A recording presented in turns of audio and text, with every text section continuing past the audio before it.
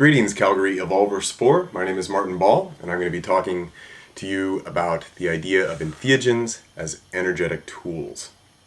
First, before I get into it, I would just like to say thank you very much for inviting me to be with you via video for this conference. It's a pleasure for me to present some of these ideas to you here.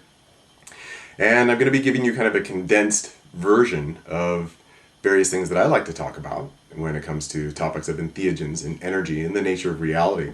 This is only a short video. It's only 15 minutes long, so I'm going to be moving very quickly through a number of ideas and would encourage you to check out the websites that I will give at the end of this video if you want to learn more about all the ideas that I'm talking about here.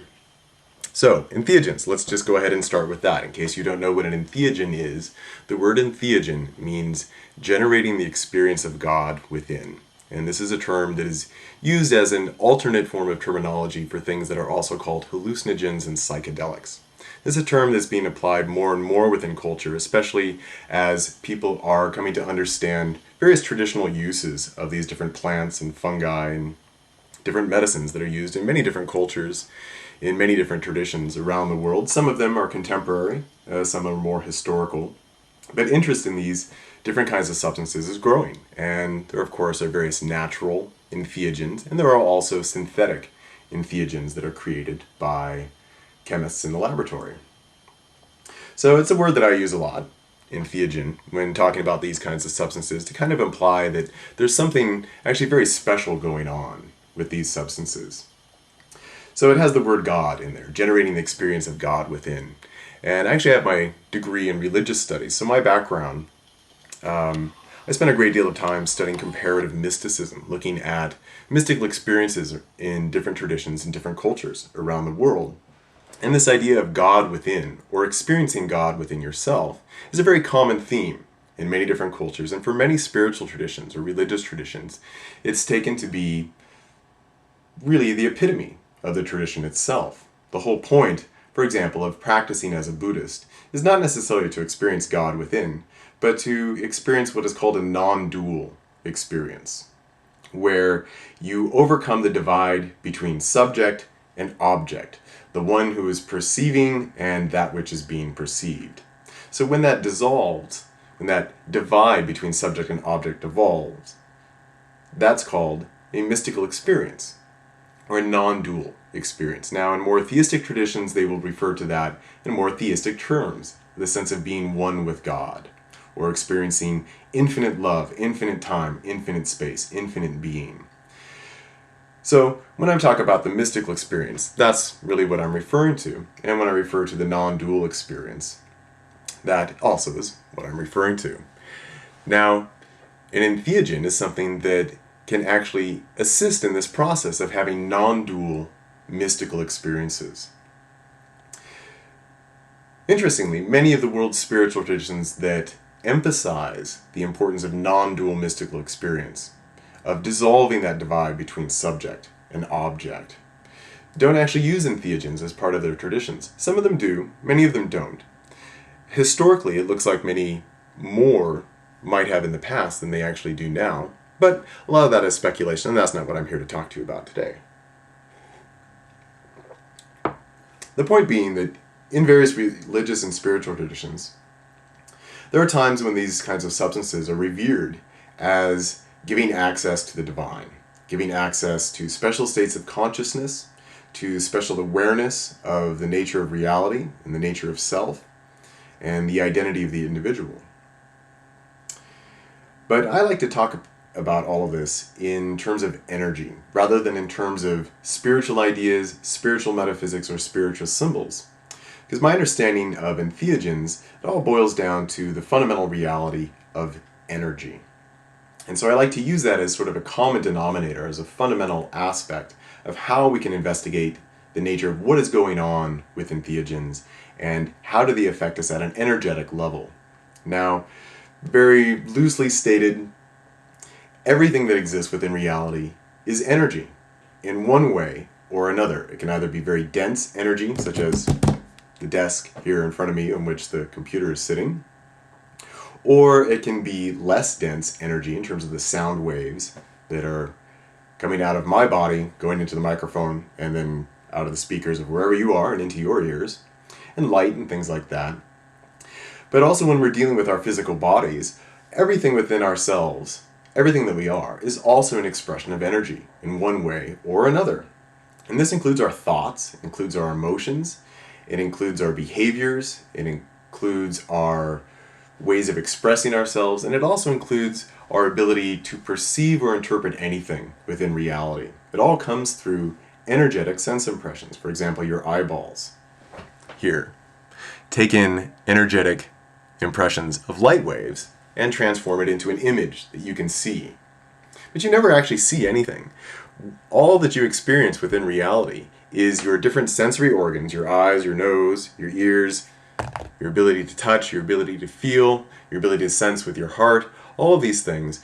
We use all of this information through our sense organs to translate different energetic inputs into an impression of a reality. That I am here, sitting in my office, talking to the camera, and then, by extension, you, there in Calgary. So as I was saying, this also includes everything internally within ourselves as well. All of our thoughts, all of our emotions, everything that we process internally in our sense of ourselves is also a form of energy. So,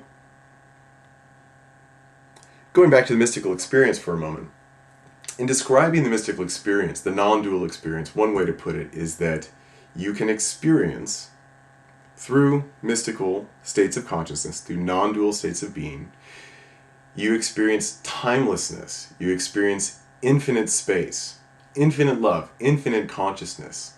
In other words, a sense of being that doesn't include any boundaries. Now, normally, in our everyday awareness, there's all kinds of boundaries. I'm here, you're there. The computer's over here. The dog's back over here on the couch. So we experience all kinds of sense of separation and boundaries between objects, people, beings, events, ideas, all kinds of boundaries, all kinds of limits everywhere. But when we enter into non-dual states of awareness, there's this sense of expansion to where everything becomes infinite. And then there's no longer a sense of separation. There's no longer a sense of divide between subject and object, because the divide of subject and object can only exist if there are limits. So it can't exist in an infinite state of consciousness or an infinite state of being. Just can't. So what makes entheogens so interesting is that, at least by my understanding, they're the most powerful tools within existence to help individuals reach these non-dual states of awareness, or these mystical states of consciousness. And the value in that is profound. As many of these mystical spiritual traditions would talk about it, they would say that you are imprisoned by a false sense of self. And to some extent we can just identify that as the ego and say that your sense of being, of who you think you are, is actually a kind of prison. And it causes all kinds of distortions in your sense of reality, because if you're continually creating a sense of yourself in opposition to everything that you're presuming to be other, and creating these divides mentally, internally within yourself, and then also in your actions, in your behaviors, in your sense of expression, and what you allow yourself to say or not say, what you allow yourself to do or not do, as you create all these divides, what you're actually doing is you're creating something that's kind of an energetic prison for yourself. So the way that I like to demonstrate this is with the fingers. So we can call this your ego. And your ego is made up of all these different patterns. And these patterns collectively define your sense of who it is that you think that you are. So here we have patterns of thought. Now these are all patterns of energy.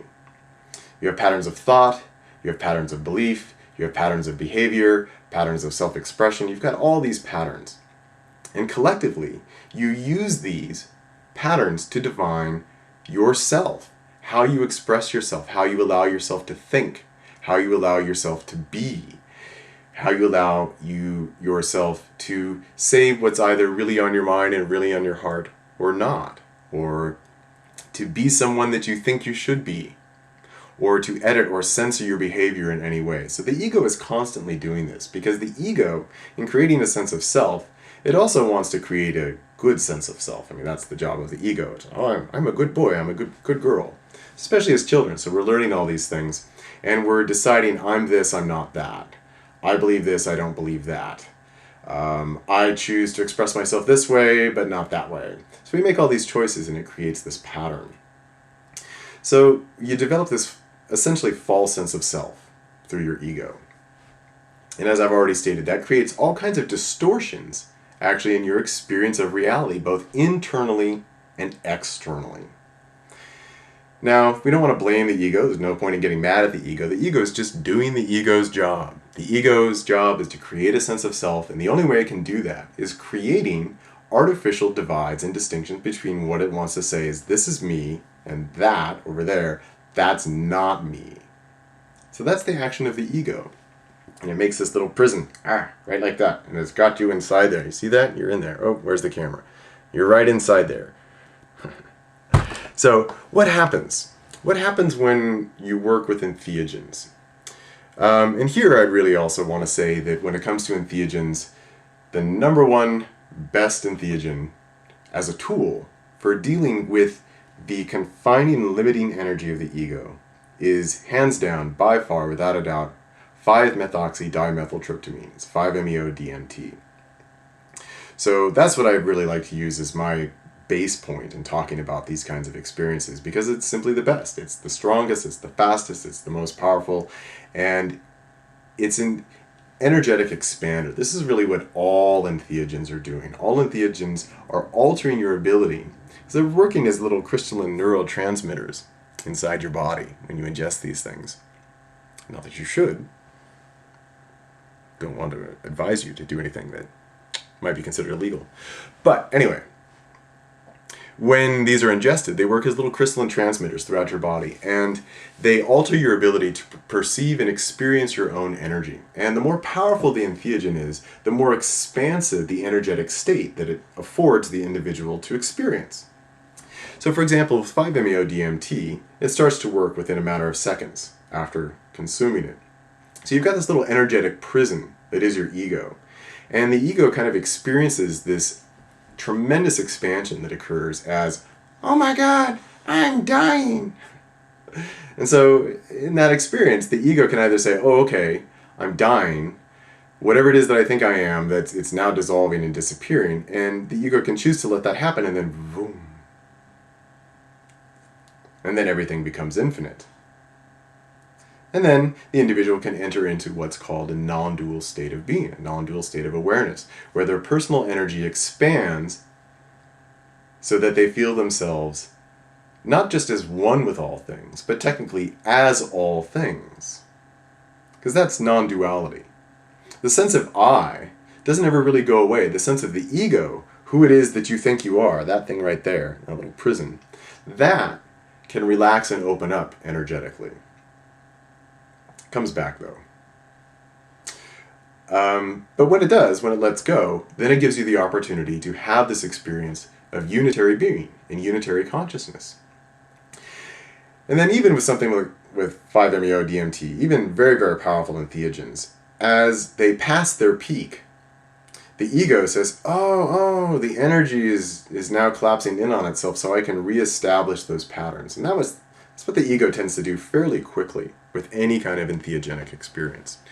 After the peak, if the person let go all the way. But anyway, let's go back to what happens if they don't let go. So there's, oh crap, I'm dying. And you can say, oh, okay, I trust and I let go and I surrender. Unitary consciousness, look at that. All is one. Quite interesting. Let's explore this for a while. Or what happens is, oh crap, I'm dying. I will hold on even tighter. And then, oh my goodness, that's what we call a bad trip. That's when things tend to get difficult and people squirm in their energy. So what wants to happen within the body to coincide with this letting go and opening of the ego is the body wants to open up and relax and surrender as well. But if the ego is struggling, that's always going to be reflected in the body, because if someone's holding on, then they're holding on. So I've almost reached the 15-minute mark already, so we're pretty much at the end of this. So let's see how to wrap it up. Why is this of value? It's of value because only by getting all the way outside of your ego can you truly begin to understand how much of a construct this is. That this that you're walking around always thinking is you, it's not you. Because you're actually me, just in case you didn't realize that. That's what it means that there's only one. You're me. So if you think that you're just you over there in that body and that identity, then you're being deceived by your ego. Now, if that doesn't matter to you, so what? But if you are interested in what it means to live in clarity without the distortions of the ego, then you do have to do something in order to get beyond this limited perspective and confines of the ego. And since the ego is an energetic construct, all these patterns that want to clamp and hold on, really the most effective way to deal with that is to use energetic tools that afford energetic expansion that allow you to get outside of that. So then you can take a look around and say, oh, this is what reality is, not this. This. And then you can start to take responsibility for yourself and your life. Rather than projecting and distorting, you experience things as they are. And I'll end it with the thought that it's quite lovely. So, thank you. I've enjoyed this. Here's a couple websites. Enjoy your conversation. Thanks for having me.